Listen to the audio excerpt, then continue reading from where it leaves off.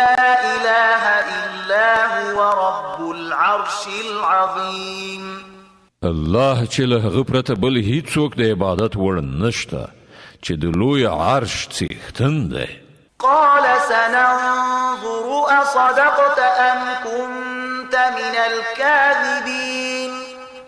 سلیمان وویل همدا اوس به مونږ ګورو چې تا رښتیا ویلي دي او که ته له دروغجنو څخه یې. اذهب بكتابي هذا فألقه إليهم ثم تول عنهم فانظر ماذا يرجعون. زما دغه لیک یوسه او هغو خلکو ته یې وغورځوه، بیا ورڅخه هاخوا بیل شه، وګوره چې هغوی څه عکس العمل ښکاره کوي. قالت يا أيها الملأ إني ألقي إلي كتاب كريم. ملکې وویل ای درباریانو ما ته یو ډیر مهم لیک غورځول شوی دی. د انعام المبارکه سوره چې د قرآن عظیم الشان 20مه سوره ده په مکې معظمې کې رانازله شوې ده. 93 مبارک آیاتونه لري. تلاوت او پښتو ترجمه یې له 13 آیت څخه اورئ. اعوذ بالله من الشیطان الرجیم. پناه وړم الله تعالی شړل شوي شیطان څخه. بسم الله الرحمن الرحیم. د الله په نوم چې ډیر زیات مهربان پورا رحم لرونکی دی. انه من سلیمان وانه بسم الله الرحمن الرحیم الا تعلوا علی واتونی مسلمین. غد سلیمان لخوا دی او د رحمان او رحیم الله په نوم سره پیل کړای شوی دی. مضمون دا دی چې زما په مقابل کې سرکشي مکوئ او زما حضور ته مسلمانان راشي. قالت يا أيها الملأ أفتوني في أمري ما كنت قاطعة أمرا حتى تشهدون. د لیک له لوستلو وروسته ملکې وویل ای د قوم مشرانو زما په دغه موضوع کې ماته مشوره راکړئ. زه له تاسې پرته د هیڅ کار پریکړه نه صادروم. قالوا نحن أولو قوة وأولو بأس شديد والأمر إليك فانظري ماذا تأمرين. وویل موږ د قوت او په جګړه کې د سخت بریښ خاوندان نور فیصله ستا په لاس کې ده، ته په خپله وګوره چې څه حکم کوي. قالت إن الملوك إذا دخلوا قرية أفسدوها وجعلوا أعزة أهلها أذلة وكذلك يفعلون. ملکې وویل چې پاچایان چې کله یو هیواد ته ننوځي نو هغه ورانوي او د هغه عزتمند خلک ذلیله کوي او دوی هم همداسې کوي. وإني مرسلة إليهم بهدية فناظرة بما يرجع المرسلون.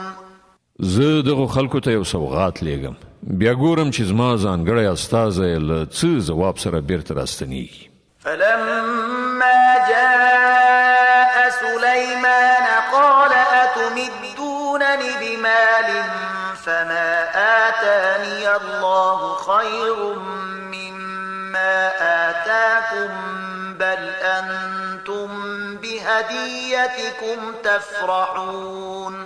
کله چې هغه یعنی د ملکې سفیر سلیمان ته ورغی نو هغه وویل آیا تاسې غواړئ چې مال سره زما مرسته وکړئ؟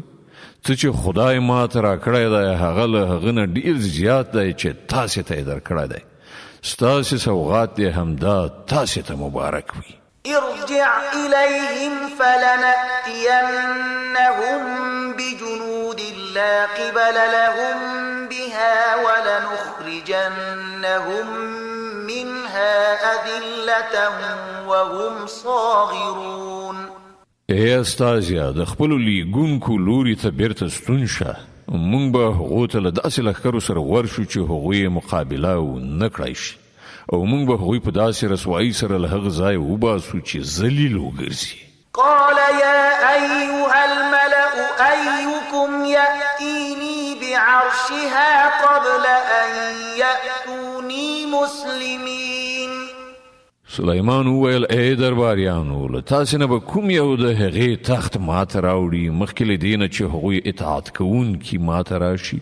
قال عفريت من الجن أنا آتيك به قبل أن تقوم من مقامك وإني عليه لقوي أمين.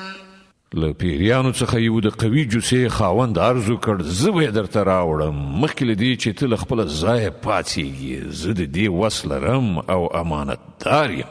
قال الذي عنده علم من الكتاب أنا آتيك به قبل أن يرتد إليك طرفك فلما رآه مستقرا عنده قال هذا من فضل ربي ليبلوني أأشكر أم أكفر ومن شكر فإنما يشكر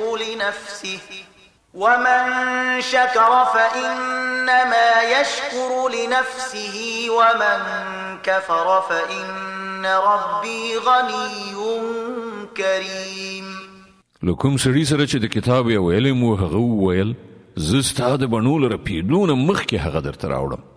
څنګه چې سلیمان هغه تخت له خپل ځان سره ایښودل شوی ولید ویې ویل دا زما د رب فضل دی تر څو چې هغه ما وازمایي چې زه شکر کوم او که د نعمت ناشکري کوم او څوک چې شکر کوي د هغه شکر په خپله د همغه لپاره ګټور دی او که څوک ناشکري وکړي نو زما رب بې نیازه او په خپل ذات کې په خپله لوی دی. قال نكروا لها عرشها ننظر أتهتدي أم تكون من الذين لا يهتدون. سلیمان وویل د هغې تخت ناکاره ناآشنا د هغې مخې ته کېږدئ ګورو چې هغه صحیح خبرې ته رسیږي او که له هغو کسانو څخه ده چې سمه لاره نه مومي. فلما جاءت قيل أهكذا عرشك قالت كأنه هو وأوتينا العلم من قبلها وكنا مسلمين وصدها ما كانت تعبد من دون الله إنها كانت من قوم كافرين. ملکه چې راغله نو هغې ته وویل شول آیا ستا تخت همدغسې دی؟ هغې وویل دا خو لکه چې همغه دی مونږ خو لا پخوا پوهېدلي وو او مونږ د اطاعت سر ښکته کړی وو مونږ مسلمان شوي وو. هغه چې کوم شي له ایمان راوړلو نه منع کړې وه هغه د هغه وخت معبودانو عبادت و چې هغې له الله څخه پرته هغو ته کو ځکه چې هغه له یو کافر قوم څخه وه.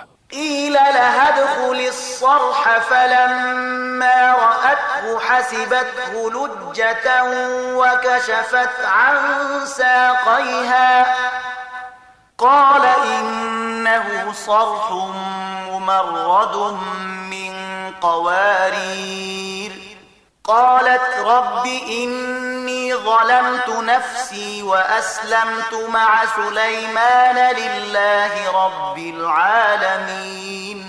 هغې ته وویل شول چې قصر ته ننوځه. هغې چې وکتل نو ګمان یې وکړ چې د اوبو حوض دی او د ورکوزېدو لپاره یې خپلې پایڅې بډ وهلې.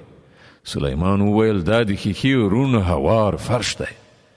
هغې وویل ای زما ربه تر نن ورځې پورې ما پر خپل نفس ډیر ظلم وکړ او اوس ما له سلیمان سره د الله رب العالمین اطاعت ته غاړه کېښوده. ولقد أرسلنا إلى ثمود أخاهم صالحا أن اعبدوا الله فإذا هم فريقان يختصمون.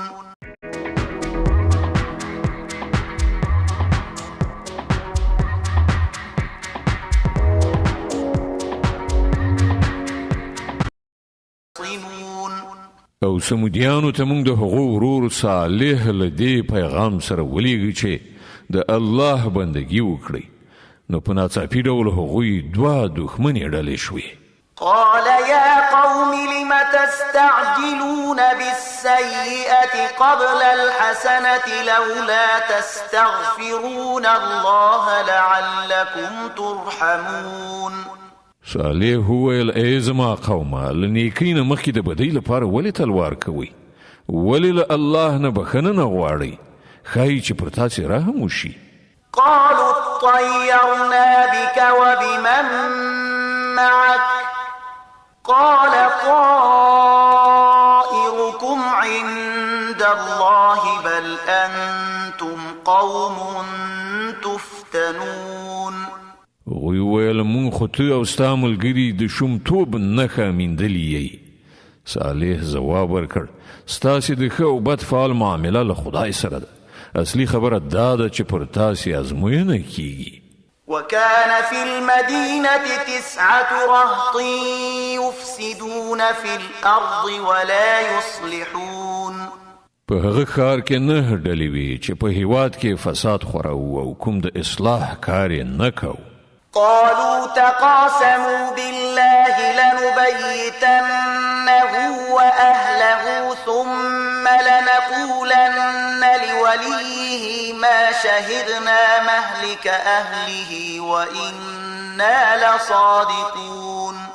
وی په خپل منځو کې سره وویل په خدای باندې په قسم خوړلو سره ژمنه وکړئ چې مونږ به د شپې له مخې په یرغل کولو سره صالح او د هغه کورنۍ ووژنو او بیا به د هغه ولی ته ووایو چې مونږ د هغه د کورنۍ د وژنې په وخت کې موجود نه وو. مونږ بیخي رښتیا ووایو. ومكروا مكرا ومكرنا مكرا وهم لا يشعرون. دا د سیسه خو هغوی جوړه کړه او بیا مونږ یو تدبیر ونیو چې هغوی ورڅخه خبر نو. فانظر كيف كان عاقبة مكرهم أنا دمرناهم وقومهم أجمعين. اوس وګوره چې د هغوی د دسیسې عاقبت څه شو.